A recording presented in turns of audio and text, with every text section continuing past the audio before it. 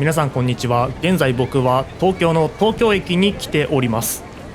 今でこそ東京は高層ビルが立ち並んでいるという現代的な都市になっていますが、今回の動画は東京のかつての姿、古代をテーマにした動画です。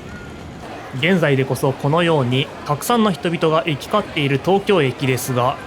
かつてこの周辺にはほとんど人が住んでいませんでした。まずは昔の話をするという風になりますと、地層を見に行くのが一番いいですので、地層を見ることができる場所に向かっていきます。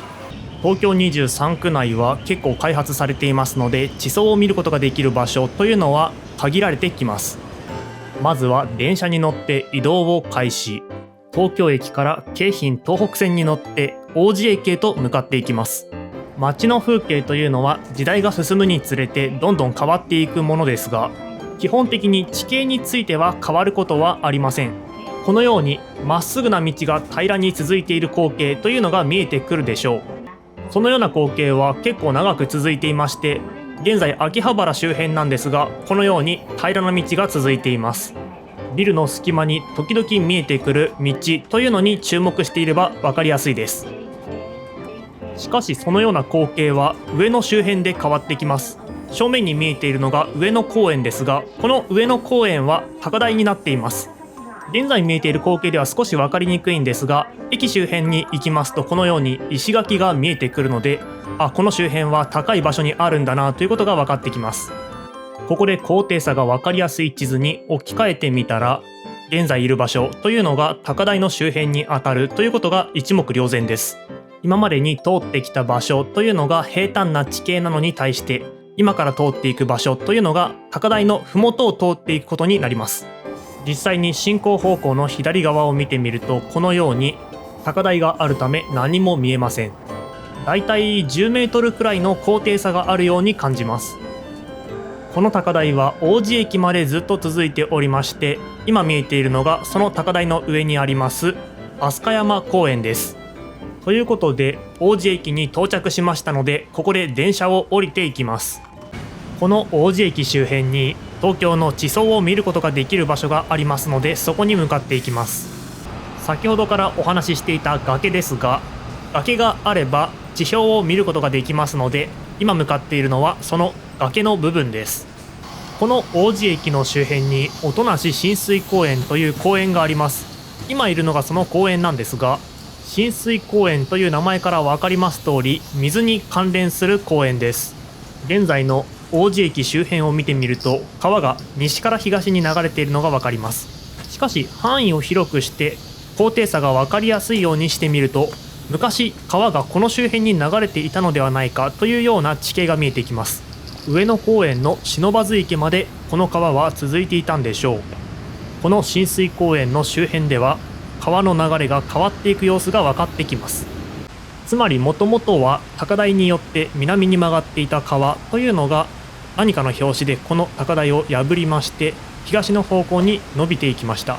これが現在の親水公園があるあたりです。しかしこの川は曲がっていたため氾濫する可能性があるということで工事が行われ、まっすぐと駅の下を通っていくようになったというのが現在の川です。この親水公園にあるお堀というのはもともとは川だったことがわかるかと思います。このように川の位置というのは放っておくとどんどん場所が変わってきます。水によって地形が削られていきまして、そこに谷が出来上がり川になっていくというわけです。建築の技術が発達した現代でこそこのように水の流れる場所というのを制御できるようになっていますが、古代というのはこんなことはできません。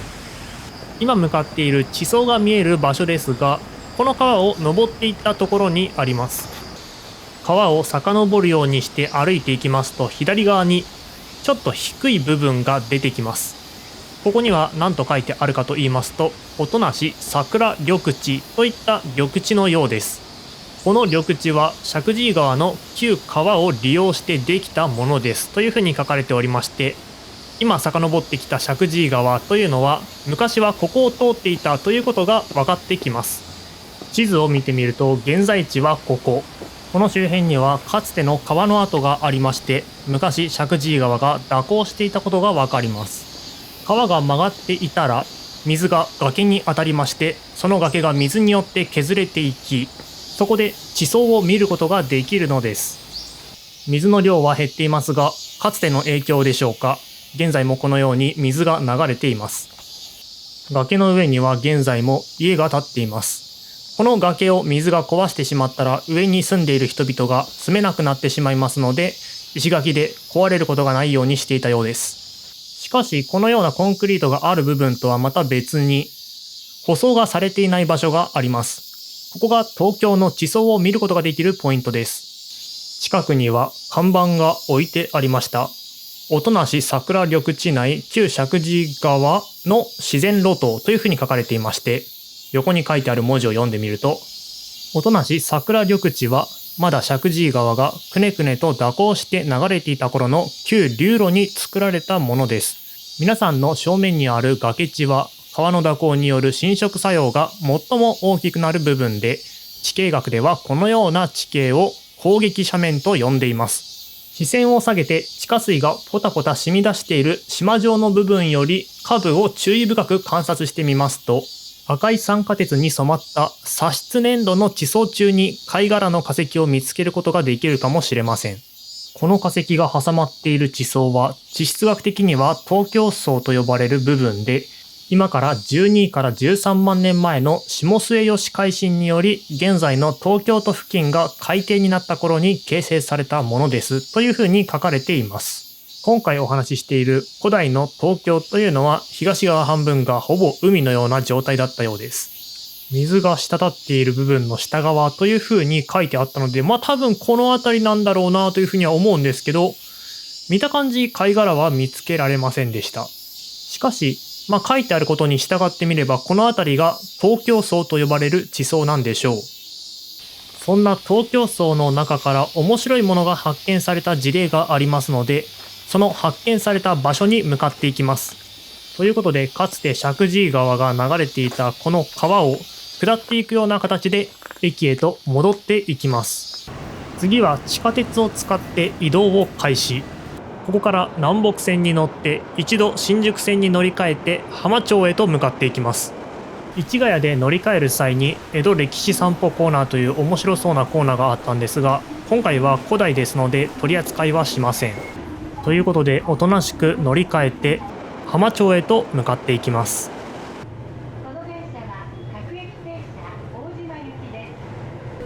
さて、浜町に到着しました。さっきの地図でもわかるかと思いますが、古代の頃には海があった辺りにやってきています。この駅から出ていきますと、すぐ目の前にこのような看板が見えてきます。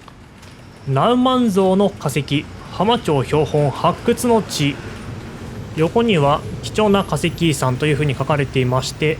今乗ってきた都営地下鉄新宿線を工事している最中にナウマンゾウの化石が発見されたということが横に書かれています。これらは浜町標本というふうに名付けられておりまして、現在も保存をされています。じゃあどこに保存されているのかというふうに見てみると、八王子市に保存されているようです。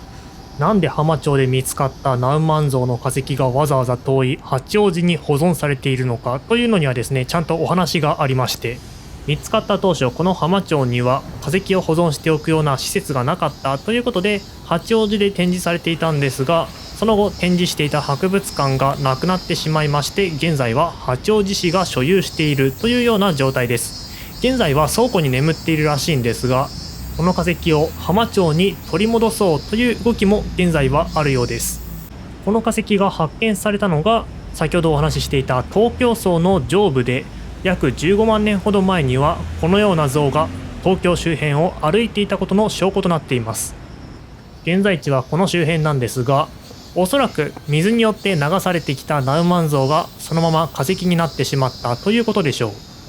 今までお話ししていたのが縄文時代より前のお話、時代でいうと旧石器時代のお話です。それでは人々が土器を作るようになった時代、縄文時代についてのお話をしていきましょう。東京で縄文時代のお話をするというふうになりますと、うってつけの場所があります。大森貝塚です。ということで、浅草線に乗って大森貝塚へと向かっていきます。一度品川で京浜東北線に乗り換える必要がありますが、この進行方向右側を見ていると面白いものが見えてきます。というのも、日本の初めての鉄道というのは新橋と横浜の間を結んだものです。かつて日本では外国人がやってくる場所というのは基本的には横浜で、その後東京に向かっていくという風になりますと、この鉄道を通って北の方向に向かっていく必要がありました。現在僕は反対側の南側の方向に向かっていきますが、通っていた道というのはほとんど一緒です。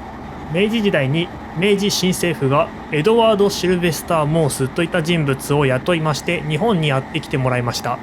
彼は現在僕が通っているこの線路があった辺りを通って北の方向に向かっていったんですが、その途中に面白いものを見つけます。今は見えましたかね。ちょっと戻しましょうか。ここに品川区大森貝塚という風に書かれています。現代の電車よりも全然速度は出ていないと思いますが、モースはこの汽車に乗っている一瞬のうちにあそこに貝塚があるぞという風に見抜きまして、そこを後々発掘していきます。それが大森貝塚です。そのモースによって行われた発掘調査というのが日本で初めて行われた考古学の調査だったため、ここにはエドワード・シルベスター・モース発掘100周年記念で建立された石碑があります。縄の目の模様がついた土器が発掘される時代だから縄文時代です。駅を出て大森貝塚に向かっていきます。さっき線路沿いに貝塚が見えたことから分かります通り、この大森駅からすぐ近くに大森貝塚はあります。北の方向にだいたい3分から4分くらい歩いていけばいいです。歩いていきますと、ここに大森貝塚と書かれた看板があります。注意すべき点は大田区という風に書かれているところです。後ろ見たらここに大森貝塚という石碑もありまして、ちょっとね細い道があるんですが、こっちの方向に行きますと史跡大森貝塚という風に書かれています。じゃあ実際に入っていってみましょう。階段を降りていきますと線路が見えました。それで大森貝塚というのはここかというふうに思って帰ってしまう人はちょっとねもったいないことをしています。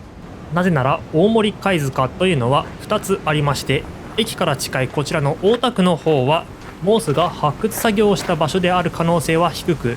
その可能性が高いのは品川区の方だからです。ということで北の方向に向かっていきますと品川区との境界線が出てきます。そしてこちらが品川区の大森貝塚です。どうもかつてはこの品川区と大田区で大森貝塚を取り合ったということもあったそうなんですが、現在ではこちらの品川区の方が有力視されています。広いから本物というわけではないんですが、こちらの方が断然広い公園になっています。奥にいらっしゃるのがエドワード・シルベスター・モース博士。手には縄文土器を持っています。公園内の看板には縄文時代についての解説が書かれています。縄文土器の移り変わりと書かれており、上から順番に古い順ですね。下に行けば行くほど装飾的でゴテゴテとした印象になっていきます。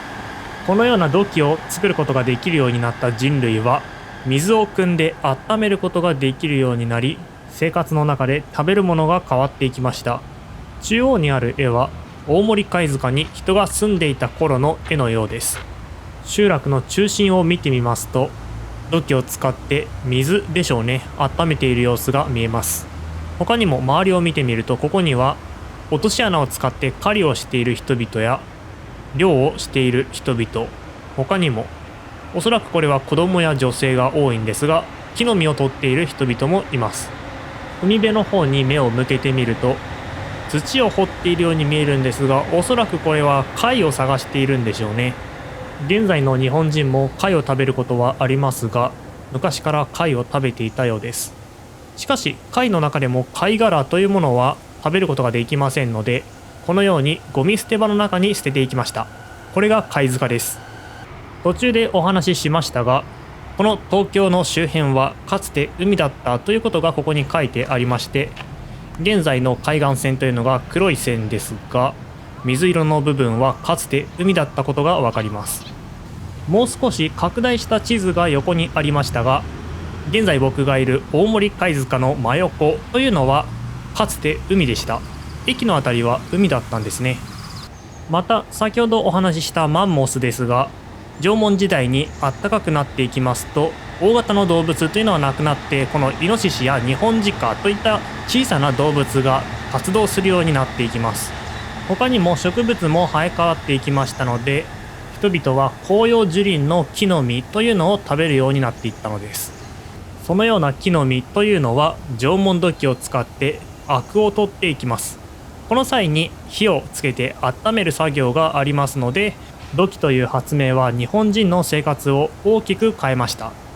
また先ほど絵の中にあった貝塚ですが、ここ大森貝塚というからにはですね、貝塚があります。貝塚は縄文時代のタイムカプセルだというふうに書いてありまして、どういうことかと言いますと、貝塚というのはですね、貝殻以外にもいろいろ使わなくなったものを捨てているわけでして、そういった捨てたものからは人々の生活が分かってくるということがここに書かれています。大森貝塚については以上ですが、東京で縄文時代について話すといえばもう一箇所紹介したい場所があります。ということで、まずはバスで移動を開始。到着したのが大井町です。大井町から一度新宿で京王線に乗り換えて西の方向へと向かっていきます。途中で多摩川を渡り、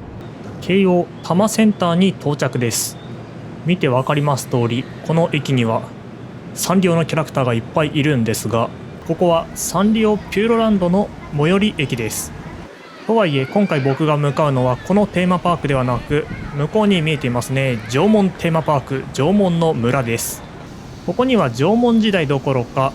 いろんな時代の東京で発掘されたものというのが展示されています。中に入ってみると、ハローキティではなく縄文人がお出迎え。足元を見てみると説明が書かれておりまして、肉食系男子。そもそもこの周辺は戦後にこの辺りにあった丘を切り崩して作られた都市があるあたりです。現在僕がいるのが赤い文字、東京都埋蔵文化財センター。かつての地形が再現されています。丘を切り開いた際にこの周辺では縄文時代を中心にいろいろな時代の遺跡が見つかっています。これは石さじと呼ばれる石器でして、だいたい小動物の皮を剥ぐときに使っていたというふうに考えられています。横にありますのが矢尻。これは弓矢の先につけたもの。そしてそのさらに横には石で作った斧が展示されています。縄文時代の人々が狩りをして生活をしていたということがわかる手がかりです。その反対側にはこれも斧なんですが、こちらは磨製石器といいまして、石を磨いて形を整えたもの。石の色に注目してみるといろいろな色があるんですが、中でも目を引くのがこの黒いものですね。だいたいこの黒い石は結構小さいものに使われています。横の矢尻を見てみると同じように色が違うのが分かってくるんですが、やはり黒いものは小さいです。これは黒曜石といいまして、関東周辺ではなかなか手に入らない貴重な石でした。切れ味が特にいいものでして、現在でもこの黒曜石の石器を触る際は手袋をはめて怪我をしないように気をつけないといけません。そのくらい切れ味がいいものです。黒曜石が取れる場所というのは結構限られていて、この右側の地図見てみたら青い丸があると思うんですが、この周辺でしか取れません。多摩ニュータウンからは結構離れた位置にあることから分かります通り、縄文時代の人々はなかなか広い範囲で交易を行っていたようです。横に書いてある解説からも、いずれも多摩ニュータウン地域からは数十キロメートル以上離れており、容易に入手できる石材ではありませんでしたというふうに書かれています。地面の奥深くに眠っている石器や土器を調査して、そして集めていき保存していく、そのようなことが行われているのがこの東京都立埋蔵文化財調査センターです。この施設がなければおそらく東京都周辺の古代の話というのはいつまでもわからないままになってしまうでしょう。貴重な場所です。この周辺にかつてあった集落というのが再現されていました。人間が生活するためにはですね、絶対に水が必要なので、だいたい遺跡というのは水の周辺にあります。ここには水場というふうに書かれており、多分ここに水を汲んで生活をしていたということだと思います。集落の中にはいくつか家がありまして、住居というふうに書かれています。複数の家族が集まってここで生活をしていたようです。展示は縄文時代以降も続いていまして、弥生時代や古墳時代についてもここでは勉強することができるんですが、それ以降の話はちょっと動画から外れてしまいますので今回は扱いません。自分で足を運んで見てみるといいでしょう。この埋蔵文化財調査センターの真横にはですね、このような縄文の村といった施設があります。現在の東京都に住んでいた人々というのが、かつてどのような生活をしていたのかということがここで再現されているのです。なかなか東京周辺にこの縄文時代の遺跡というのを実物大で復元したものというのはありませんので、古代に興味がある方というのは外せない場所でしょう。竪穴住居の床は石が敷かれています。結構珍しいと思いますよ。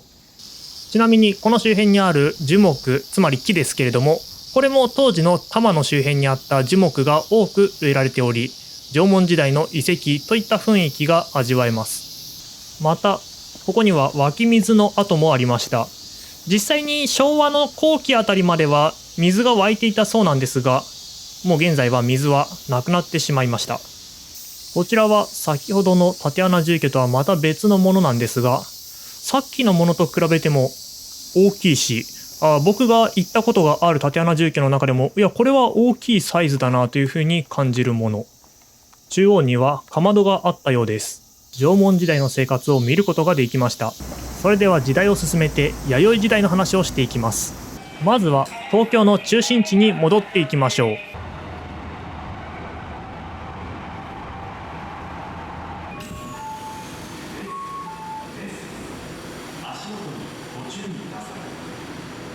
さて東京大学のすぐ近くにやってきました。現在地はここなんですが、ここにあることとい通りをずっとまっすぐ行きますと、ここに弥生式土器発掘の地碑というふうに書かれています。こととい通りはこのように坂道になっておりますので、坂道を登っていきます。こちらの坂、弥生坂というふうに呼ぶそうで、かつてこの辺り一帯は向ヶ丘弥生町と言われていたそうです。下には由来が書いてあります。かつて偉い人がこの周辺で3月、つまり弥生にこの辺りの景色を詠んだ石碑を建てたそうで、それが由来となってここを弥生町というふうに呼んでいました。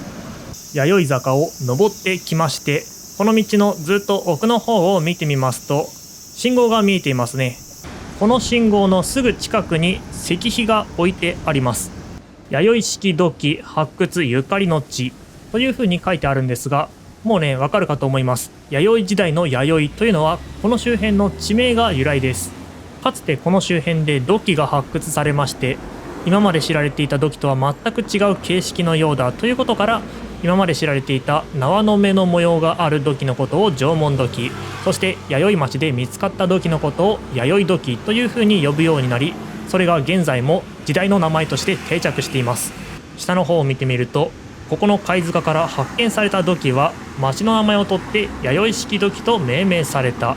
意外に知られていませんが、東京にはこんな場所もあるんです。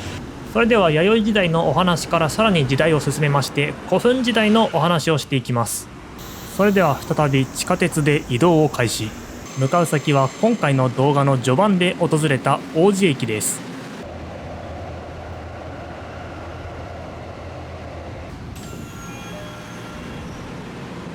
さて地層を見た王子駅に戻ってきました。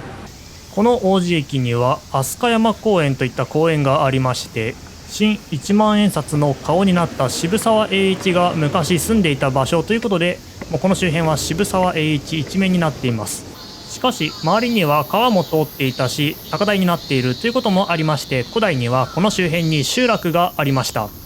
ここには博物館がありまして、歴史の勉強ができるんですが、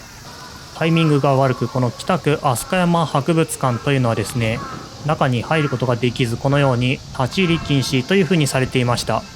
本当は中に入って古墳時代のことを話そうと思っていたんですが、今日は閉館日ですというふうに書かれています。入れないなら仕方ないということで、とりあえずこの周辺にある古墳を見ていこうと思います。博物館目の前にある小さい丘ですが、多分古墳です。遠くから見たら分かりやすいかなと思うんですが、不自然に盛り上がっています。東京周辺は開発されまくってもう古墳がほぼ残っていないんですが、この飛鳥山には残っています。